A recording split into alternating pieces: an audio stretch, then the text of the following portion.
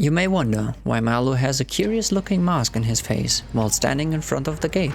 In the shelter he found this object and took it with him. Now he wonders what it is for. It reminds him of something, and after some thinking he remembers that vultures have masks like these. You feel like a hunter, although you are just a little survivor. The gate opens and you head out with your confident thoughts. A wide area opens up to you, and it looks like an oversized bridge to you.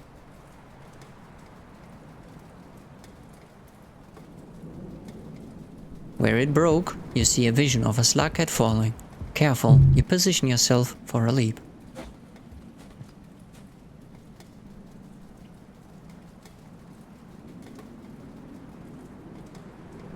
Over there, into the tunnel you go. And more visions open up. Climbing up those struts, you make your way over.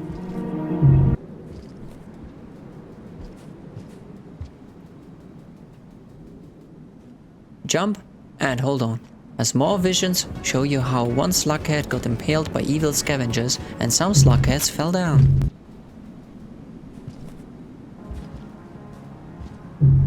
You go into a tunnel and meet a magenta lizard that is afraid of you.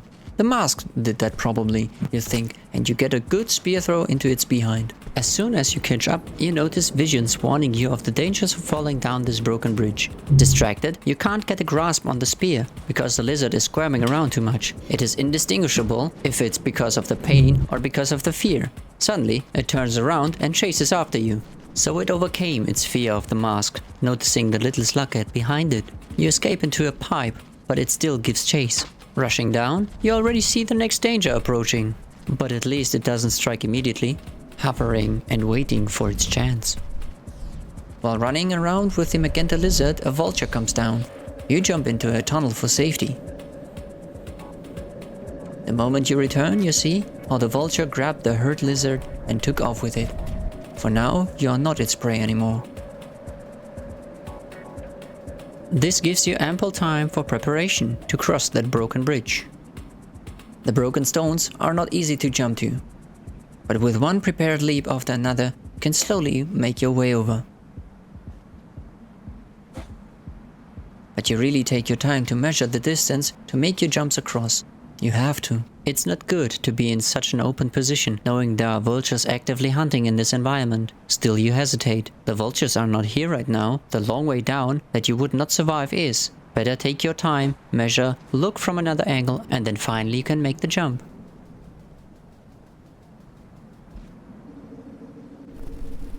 Coming out, you notice a completely different layout. You thought there would be more bridges, but this is not bridge-like. Not at all.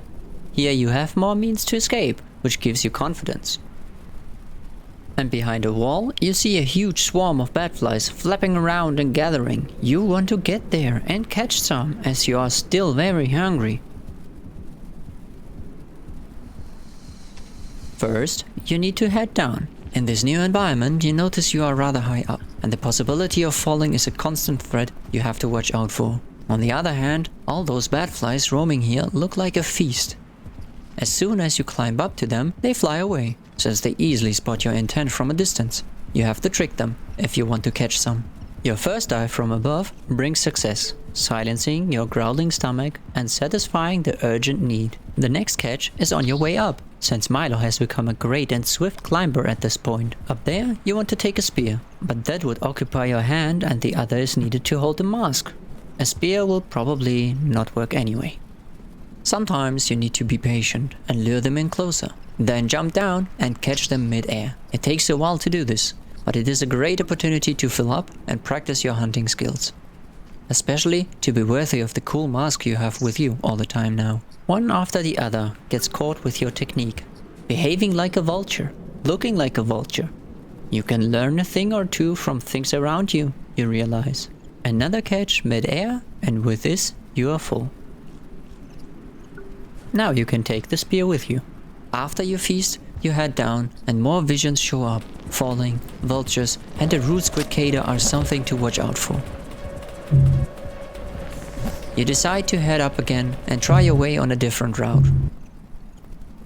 It might be dangerous up here, as you would need to watch out for something dropping from above, but you take this risk anyway. Milo is the masked hunter now, he thinks. Up there you find a tunnel that you go up. Look around, check your mind map and decide to turn around.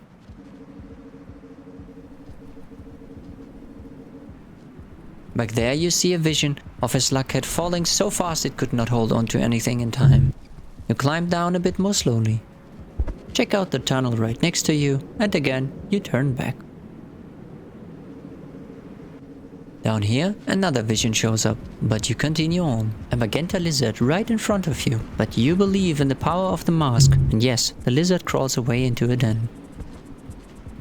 Now there is a certain area you are curious to explore, so you head there directly.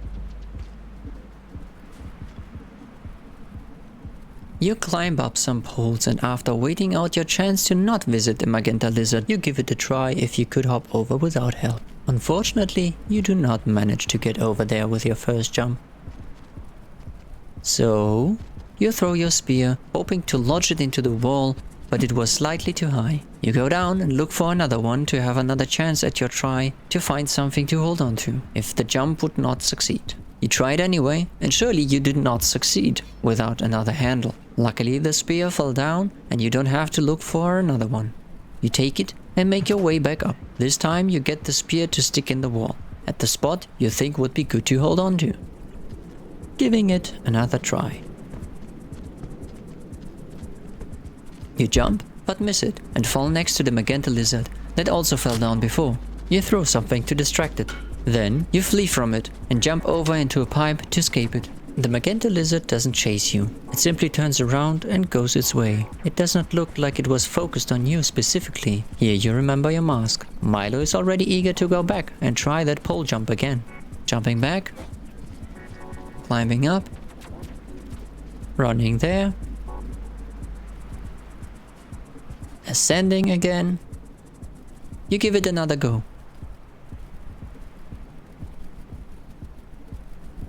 Very close, but still you miss it. Ascending again. And another try. Another miss. Relentless, you try again. This time you lose your balance before the jump and fall down. Climbing up. Another try. Maybe it is not enough and you go look for another spear. You think about where another spear might even be and check a spot you think might work.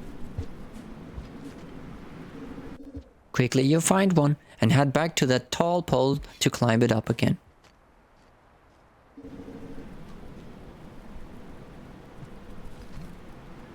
Meanwhile, a yellow observer repeatedly shows you what awaits you should you make it.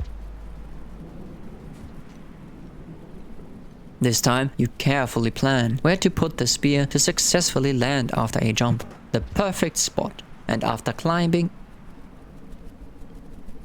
and hopping over, you finally succeed to get over there. For a test, you catch another batfly again. And you find a shelter to get into.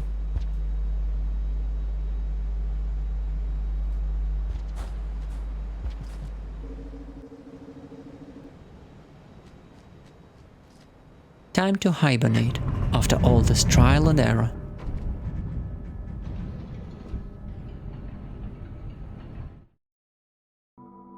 Waking up, you grab your mask and head out again. Everything is still wet after the rain, still you climb up. And your test concludes. Taking batflies with you into hibernation doesn't work. They always escape somehow. Outside you grab a squidcader and you test your assisted jumping prowess. You think this might come in useful, so you take them with you. But you have to hold on to them with both hands, so you have to leave your mask behind. With that knowledge and another involuntary friend, you have something in mind where you can push your limits again. That does not mean to push the squidcader too much beforehand, so you give it a moment. Heading this direction, as if guided, you come to an area where you would not succeed with normal jumps, as the visions tell you. An exhausted squidcader would not be helping as well. You have succeeded in getting over this chasm as well, so carefully you progress with your squidcader body. More visions, but you are not afraid to continue. You have someone helping with you. That makes you braver than expected. Even though a yellow lizard was right after you there, you both are fast together though, outpacing everything. Another big jump. Climbing up some cumbersome struts.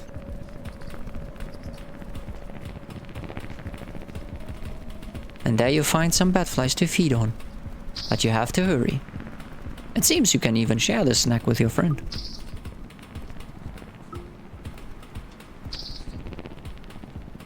You both have not much time to indulge and share this moment together though. Danger is approaching already.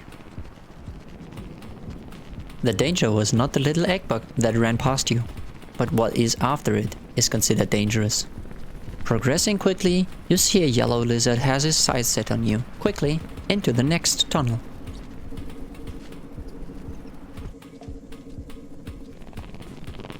It still followed you, even here. Your attention mustn't remain only behind you. Before you, a vulture dropped from the sky. A lot of different creatures gather here and fight each other for supremacy, but you don't have to deal with this, so you jump over all of them, making your way around them into a little room where it is not as chaotic as outside.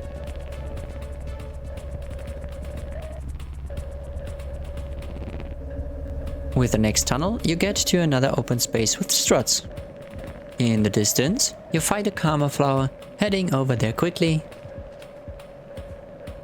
And to calm your nerves, you let go of your squidcader friend and indulge.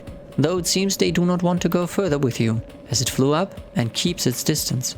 Out of the tunnel came a scavenger that is curiously watching this situation unfold, not understanding your focus on this flying little thing up there. But you know better than them. Also, you do not want to interact with the scavenger for now, not in a negative or positive way.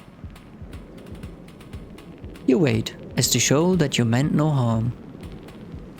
Patience always paid off for Milo.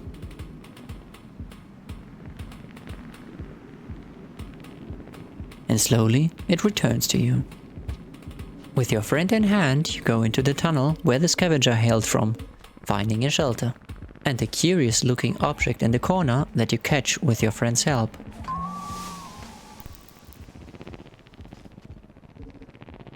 Going into the shelter, you think about entering, but you are still slightly hungry and you still have time to find something to snack.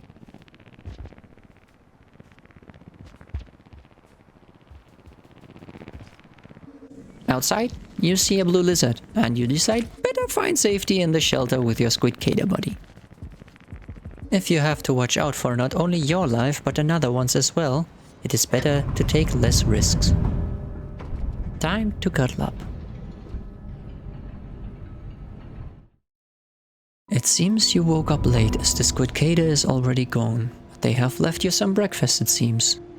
The baby noodle flies are rather delicious and filling, as a little egg bug visits your shelter for a moment. But going out, you notice the air is strange again. You follow this eerie call again. Out of the shelter, you took the adult noodle fly with you for some reason, making your way past the dancing egg bug with the heavy load you are carrying. It seems nothing is of the ordinary right now. Into the room you want to climb up, but it is impossible with that heavy load. So you drop the noodle fly and head your way. Why did you want to take it with you anyway, Milo? You follow this eerie call again. The area with the struts is missing some. You have an idea why that could be. Balance your way over a strut. Looking down you notice there is a path that you could take later. For now you continue this way though. It's the beginning with the shelter again, so you head back and take the way you saw while balancing over. Carefully going down between big pipes. You head on, and the air gets more mysterious the further you go. Not many creatures are to be seen. It feels as if you are the only one around here. You continue, and the air is strange. And this unknown environment just adds to this mystery. You try different ways. Through pipes, and jumping, and climbing around. You notice a tunnel that may lead upwards. Your curiosity pulls you there, so you climb the poles to reach it. Outside, you notice this familiar and yet very strange feeling again. A call beckons you into a pipe, and you go in and head way up. Out of the pipe, you witness it again.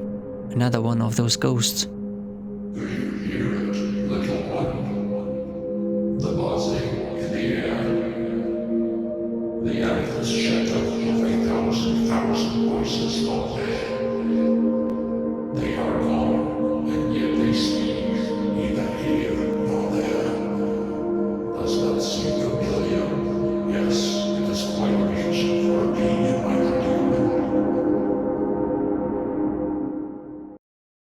Another one of those meetings. So it was not just a dream, what you experienced last time, but here you are, devouring the noodle-fly offspring again.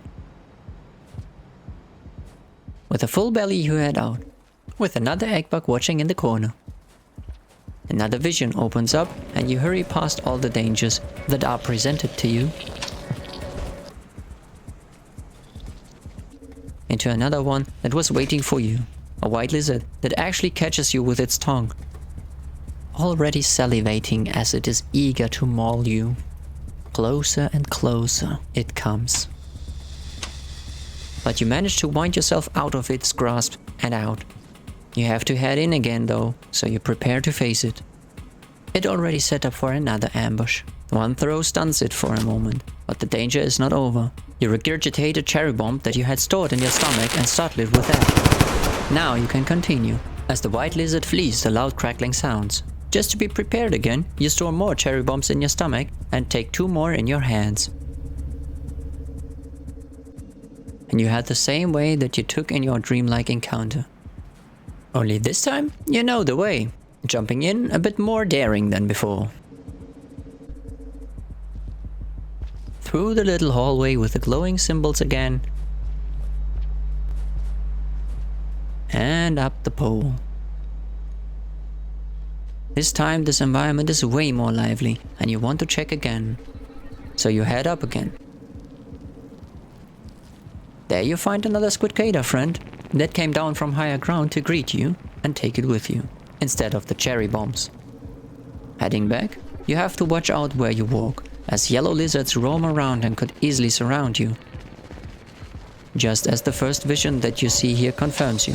With your squidcada friend, you make your way over them and jump higher, out of their reach. Even at this remarkable speed, you notice a yellow lizard is still after you. You have to be careful not to let it catch up to you, since your friend might be exhausted after all these flying jumps you did together. Coming out of the tunnel, you see again exactly what you anticipated in a vision. But you hit your jump just right and head up and over. Though, up was not the correct direction, you think, as you immediately turn around and head back. A yellow lizard bites at you, but misses because the squidcada noticed it and helped you evade. More tricky jumps to take care of, that your friend helps you cross easily. That is great teamwork, even though it is difficult. But you succeed together. Beneath you, a lot of poles stick out in between tall growing red plants.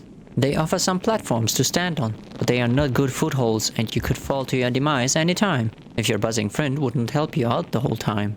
You slide down a bit and another vision shows what might happen when exhaustion hits. You take pauses from time to time. It is manageable. So with help, you can jump over and over, making sure to hold on tight in between each jump. Until the moment comes where the squidcada is too exhausted to hold you anymore.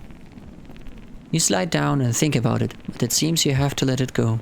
as you both miss the opportunity to get into the tunnel. You still try some jumps here and there, but your Squidcator friend is not as cooperative as before, and your synergy slowly deteriorates. Knowing the danger around you, you do not want to let go. So you still try more jumps around this area with the help of your Squidcator friend.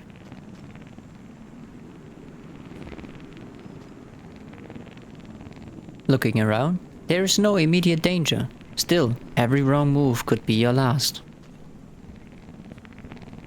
But the moment you stand in front of a spear, you contemplate, while your friend is unwillingly and nervously flapping around you. You decide you want to continue, but it slips and flies away, heading up to sit there and rest. Even from afar, you see it needs this break. You realize you pushed it too far, hurting your relationship in the process. You want to apologize somehow, knowing you should have given it more freedom. You need to get up in visible range. So you climb up from pole to pole, jumping to your friend to reach it, but it evades you, not thinking highly of you anymore. So you stand here, in front of the spear again, without a friend that might help you climb. Looking for the Squidcator again, you decide you can take the spear, as it is gone for good now. Now every jump is your own power again. That is why it is not easy to climb, bumping your head multiple times on the platforms while trying to jump from a higher point.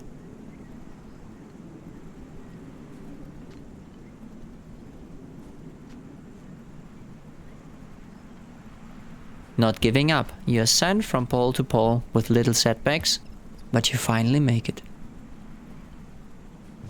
Through the tunnel, more of the same side, and you carefully explore what there might be down the poles. But you go up again and find your way on a different route. Now this is a very long tunnel. It reminds you of that long tunnel back in the outskirts. And here you are at another gate and another shelter. Better get in there, as your time is running out, as you now have to watch out for the rain again.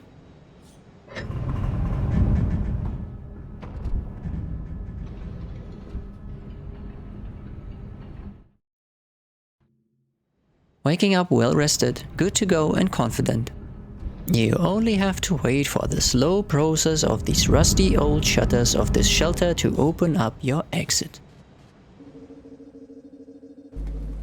Coming out there, you know what this means. The gate is ready to be entered. And we find ourselves again surviving another area. How much more is to come? Tune in next time as Milo continues his way. Do you like his journey? A thumbs up is appreciated, or a comment would be nice to read as well. Consider subscribing to not miss out what he may encounter next. Until then, we bid you farewell.